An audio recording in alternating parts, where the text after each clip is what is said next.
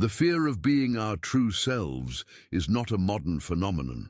Since the dawn of humanity, people have grappled with the dilemma of living authentically or conforming to external expectations. For Carl Jung, this conflict lies at the heart of the journey towards self-discovery and individuation. He believed that to become whole, we must confront and integrate all parts of ourselves, even those we prefer to keep hidden. From an early age, we learn that being accepted by society requires adaptation. We develop what Jung called the persona, a social mask designed to meet others' expectations. The persona isn't inherently negative. After all, without it, social interactions would be chaotic. However, the problem arises when we identify too closely with this mask, denying the authentic aspects of our being. The fear of being ourselves often stems from a fear of rejection. We deeply crave belonging, love, and validation. But paradoxically, the more we deny our true essence, the further we drift from ourselves. This denial can lead to psychological symptoms like anxiety, depression, and a pervasive sense of emptiness. Jung noted that the more we repress the authentic aspects of our psyche, the more they accumulate in what he called the shadow. The shadow consists of all the traits, desires, and impulses we judge as inadequate or unacceptable in ourselves. Out of fear or shame, we banish them to the unconscious. Yet the shadow doesn't simply vanish, it manifests indirectly, in behaviors we can't explain, in projections onto others, or in unsettling dreams. Recognizing and integrating the shadow is a crucial step in overcoming the fear of being who we truly are. Jung emphasized that this isn't about eliminating the darker aspects of ourselves, but rather accepting them as integral parts of our wholeness. This process requires courage, as confronting the shadow means facing the truths we are most afraid to admit. Yet, this integration frees us from the weight of shame and brings us closer to living a more authentic life. The philosopher Søren Kierkegaard also explored the theme of authenticity, warning about the danger of living a life rooted in conformity. He described the silent despair of those who give up their individuality in favor of a superficial existence. For Kierkegaard, true freedom lies in the courage to be oneself, even if it means facing loneliness or misunderstanding.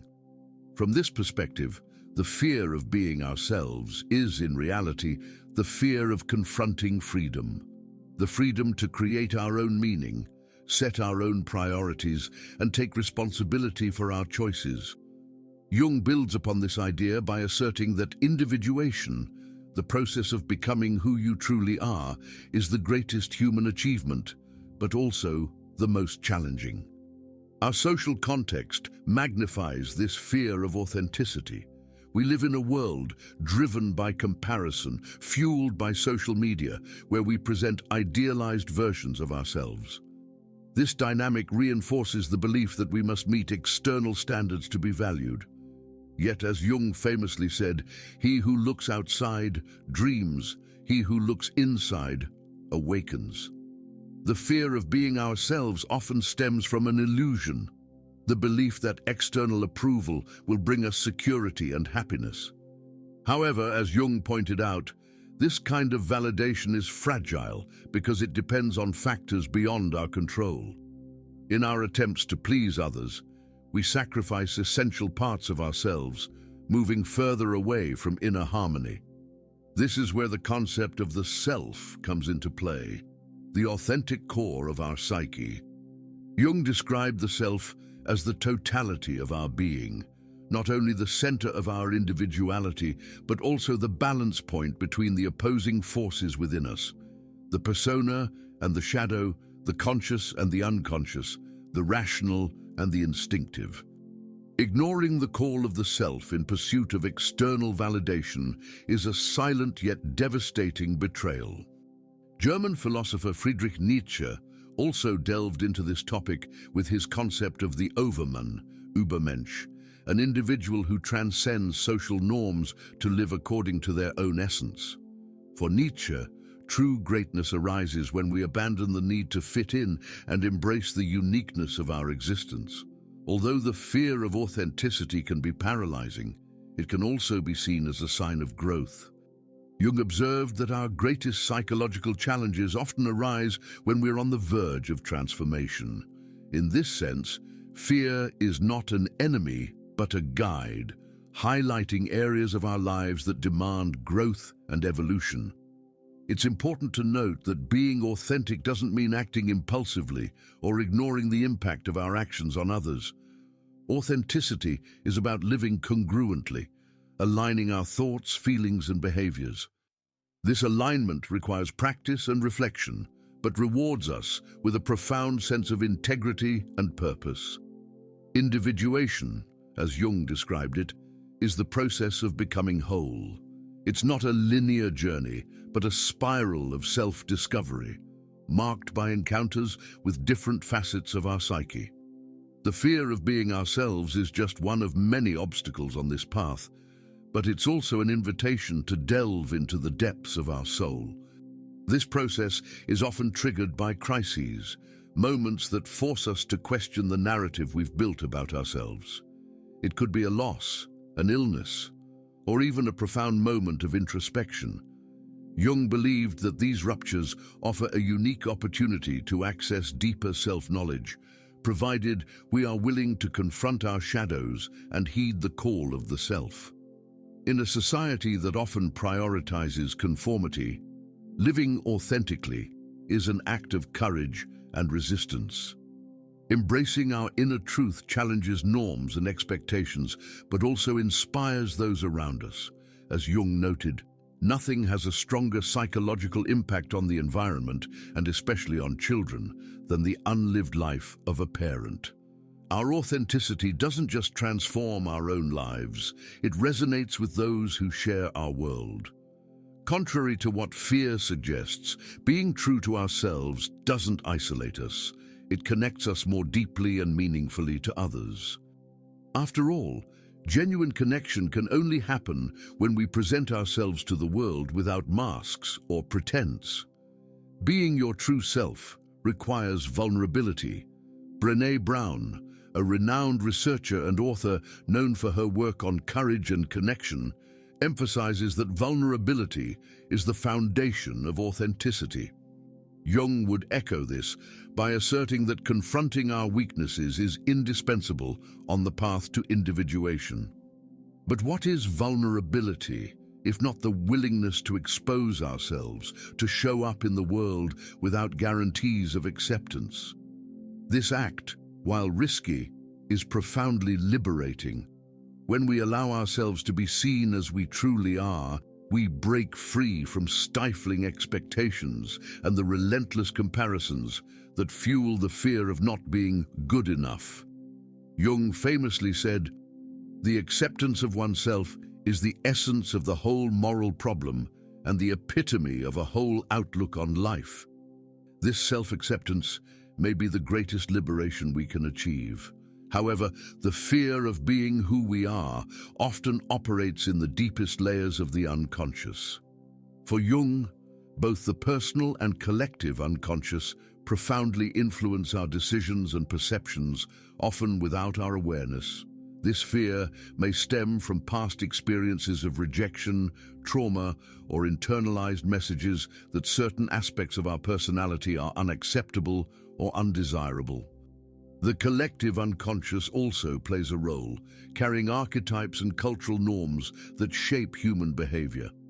From the myth of Icarus, punished for flying too high, to religious notions of sin as something requiring suppression, we are often taught to fear the expression of our true selves. These collective teachings reinforce the idea that pursuing an individual path is perilous and may lead to isolation. To transcend these influences, we must bring these fears and beliefs into consciousness. This is the essence of Jungian therapy. A dialogue between the conscious and the unconscious, shedding light on the dark corners of our psyche to integrate what has been repressed. Choosing authenticity often means facing resistance from ourselves and from the world around us. Internally, the inner critic emerges, warning us about the risks of rejection or judgment. Externally, we encounter social and cultural pressures that prioritize conformity. Jung believed this struggle was both inevitable and essential.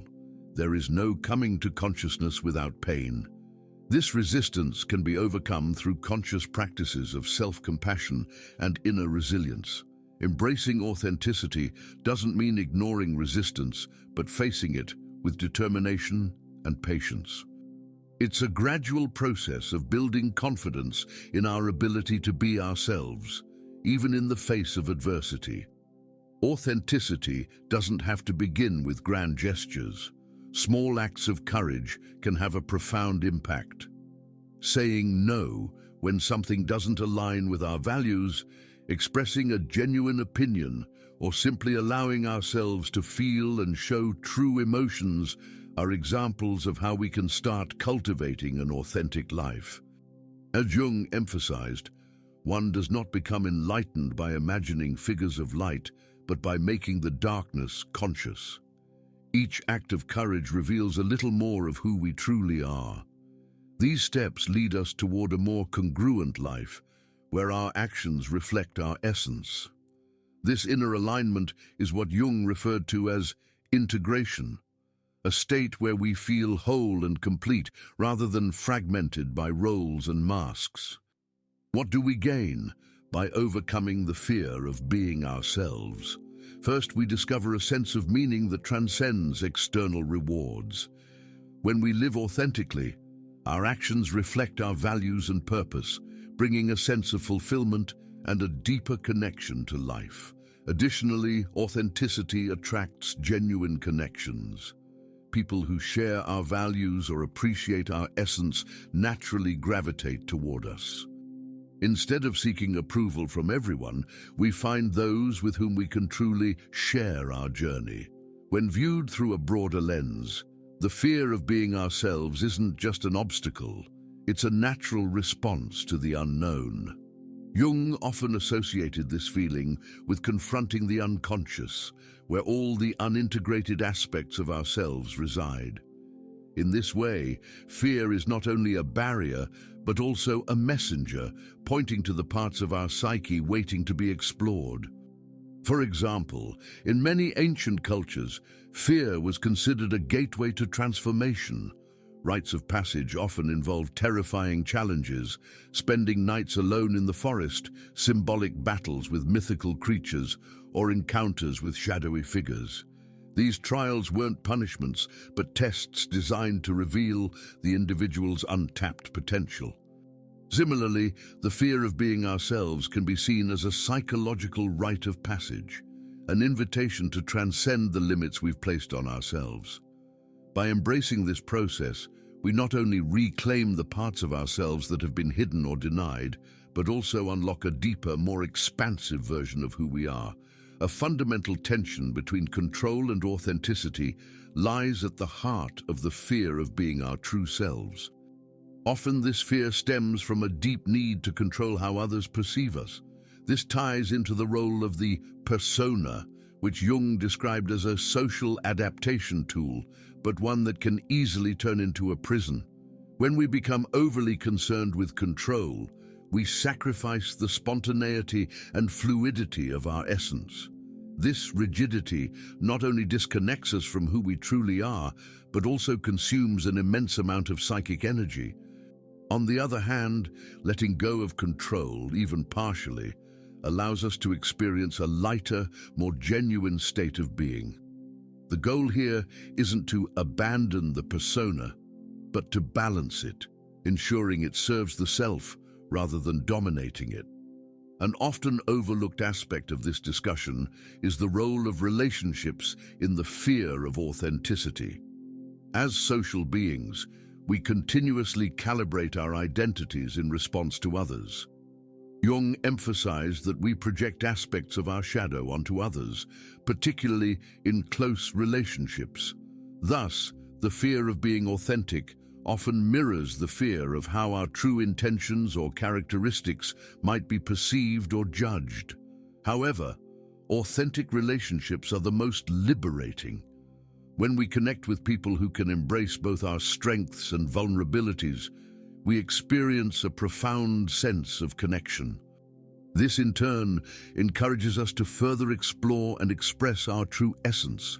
Cultivating relationships grounded in mutual honesty is, therefore, a powerful path to dissolving the fear of being ourselves. Overcoming the fear of authenticity is not a one-time event, but an ongoing practice. Some practical approaches include conscious reflection. Set aside time to explore your thoughts, emotions, and behaviors. Tools like journaling or meditation can help illuminate what is being suppressed.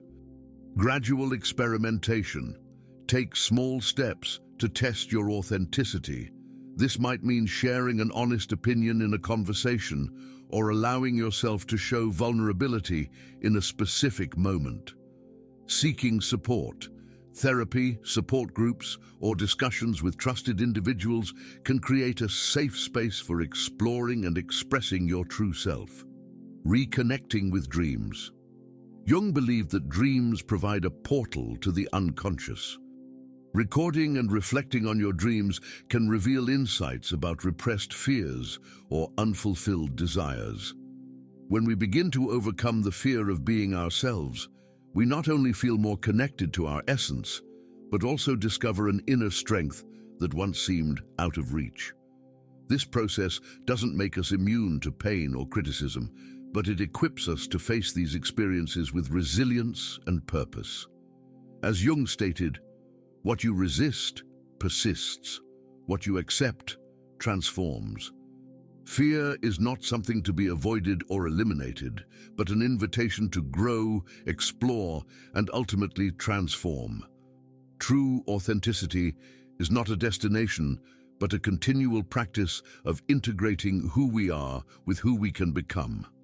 The fear of being ourselves is, ultimately, a reflection of humanity's universal journey toward self-discovery. From ancient myths to modern challenges, this dilemma remains central to the human experience: to be or to appear, to adapt or to risk, to conform or to embrace the radical freedom of living authentically. Carl Jung offers a clear, though demanding, path forward. He teaches that integrating the repressed parts of ourselves is the only way to achieve a full and meaningful life.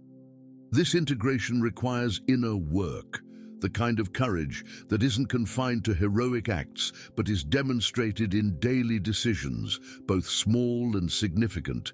Telling the truth, choosing authenticity over approval, and allowing our imperfections to coexist with our strengths. Philosophy reinforces this perspective. Kierkegaard reminds us that living authentically means embracing existential anxiety, for it is only in the freedom to decide who we are that we find purpose. Nietzsche challenges us to become creators of our own existence, overcoming the fears that tether us to values that aren't truly ours. Both thinkers echo Jung's idea that authenticity is an act of self-affirmation, a meeting with the self that transcends masks and projections. Being ourselves is not just a gift to ourselves, but also to the world. When we live authentically, we inspire others to do the same. Our actions gain consistency, our relationships deepen, and our contributions to the collective reflect our genuine essence. Far from being an unattainable ideal, authenticity is a continuous process. It demands that we embrace not only our light, but also our shadows, that we respect the pace of our personal growth without succumbing to the pressure of impossible perfection. It is an act of humility and courage in equal measure, for recognizing who we are in our entirety is the first step toward lasting transformation. I'll end with a reflection from Jung that encapsulates this journey. I am not what happened to me. I am what I choose to become. Overcoming the fear of being ourselves doesn't mean erasing the past or denying our limitations, but embracing everything we are as part of an ever-evolving process. This journey is above all a return home, a reconnection with the self, with the essence that has always been there, patiently waiting for our attention. It is also a call to look inward, to question the external voices that pull us away from our truth, and to remember that, at its core, the freedom to be ourselves is life's most precious gift. So the question is, are you ready to begin? Overcoming the fear of being yourself can transform your life. If this video helped you reflect, subscribe to the channel for more content like this. Leave a like, share your experience in the comments, and check out the videos on the end screen to dive deeper into your journey. See you in the next one.